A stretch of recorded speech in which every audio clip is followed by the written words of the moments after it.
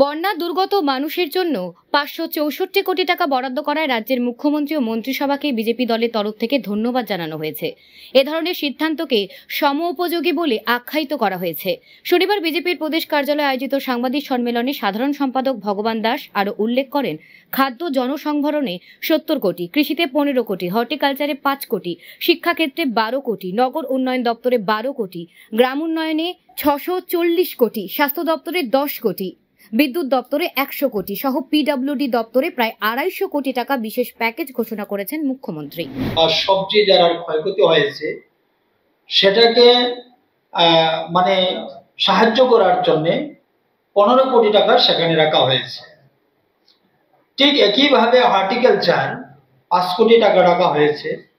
আমরা জানি যে এই ফ্লাডে বা বন্যায় মানে ফিশারি ভীষণভাবে ক্ষতিগ্রস্ত হয়েছেন যারা মৎস্য চাষ করেন বা ফিশারির মালিক যারা রয়েছেন, ওই সকল পরিবারের কথা মাথায় রেখে মৎস্য দপ্তরে রাখা হয়েছে 10 কোটি টাকা। এআরডিডি আমাদের পশুপালন দপ্তর, আমরা জানি যে পশুদের কিছু পশুও ক্ষয়ক্ষতি হয়েছে অনেকেরই, বিশেষ করে যারা পোল্ট্রি ফার্ম এগুলা নষ্ট হয়েছে, পাখি এবং পশু অনেক ক্ষয়ক্ষতি হয়েছে, যার কারণে পশু দপ্তরের জন্য 5 কোটি টাকা সেখানে রাখা হয়েছে।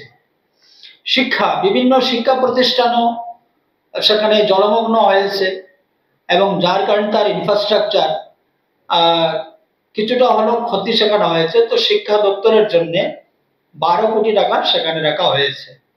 পিডব্লিউডি ডিডব্লিউএস, আমরা জানি যে এই বিভিন্ন রাস্তাঘাট ক্ষতি হয়েছে, অনেকটাই ক্ষতি হয়েছে এবং পানীয় জলের যে সোর্স ছিল সেই সোর্সগুলোও বিকল হয়েছে বা পাইপলাইন সেখানেও অনেকটাই নষ্ট হয়েছে।